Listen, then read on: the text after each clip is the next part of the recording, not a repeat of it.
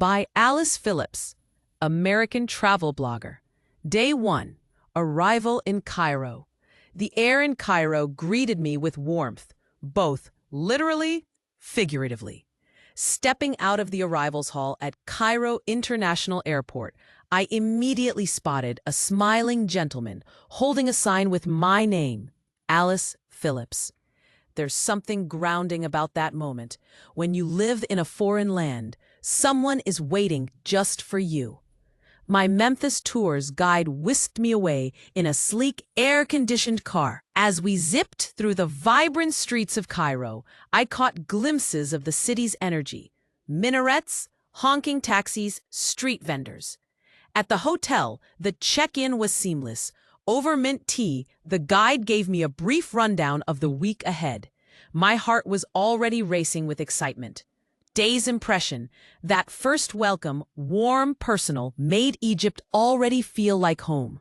Day 2, the Great Pyramids and Gem, Egypt's eternal icons, waking up to Cairo's golden sunlight. I could hardly wait. After a hearty breakfast, I met my guide, sharp, enthusiastic, with a deep love for history. Our first stop? The Giza Plateau. There's no preparing for that moment when the Great Pyramid appears through the haze. I stood stunned, towering, ancient, impossible. The Sphinx, solemn, watchful, stared across millennia. I stared right back in awe. At the Valley Temple, I ran my hay across weathered stone, trying to feel the passage of time. Lunch followed at a local Egyptian restaurant. Think spiced lentil soup, sizzling kofta, pita so soft it felt like clouds. Then came the Great Egyptian Museum, GEM, modern, spacious, an archaeologist's dream. Walking through its halls with Tutankhamun's golden mask gleaming behind glass was like walking through the soul of ancient Egypt. Day's impression, I saw the eternal today. The pyramids aren't just wonders, they're whispers from a time we can barely comprehend. Day 3, Cairo to Bahariya Oasis, a journey to the western desert. We hit the road at 7 a.m., with sunrise painting the sky in soft pinks. The drive to Bahariya Oasis took about 4 hours through wide desert plains that seemed to stretch into forever. In Bahariya, a welcome lunch, a glass of cold hibiscus tea revived me. Then began our local explorations, starting with the Golden Mummy showroom. The preserved faces peering out from gilded sarcophagi sent chills down my spine. At the tombs of the nobles, specifically the tomb of Benantiu, hieroglyphs, burial chambers told quiet stories of long-gone dynasties. We ended the day atop the English house where British officers once watched over the oasis.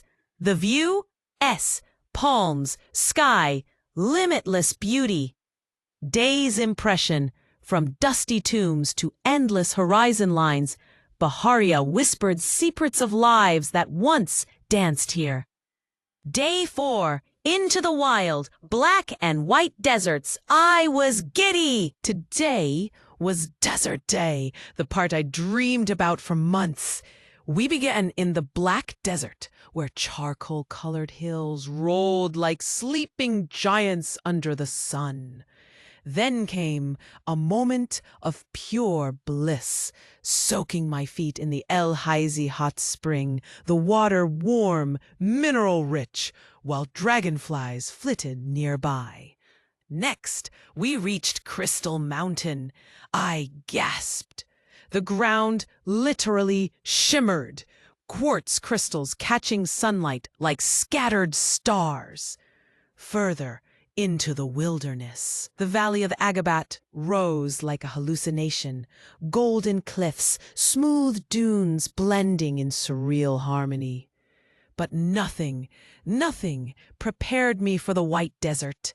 Ghostly chalk formations twisted into surreal shapes, mushrooms, camels, even what looked like a chicken.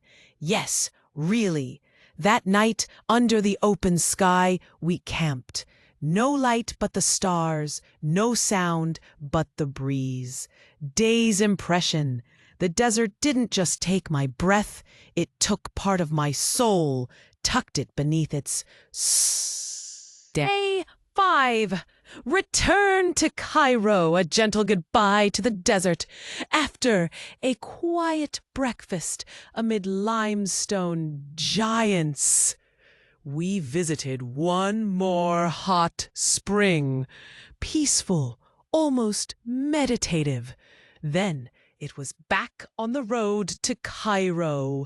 The city seemed louder after the vast silence of the desert, but also more alive than ever. That night, I opted for the Nile dinner cruise.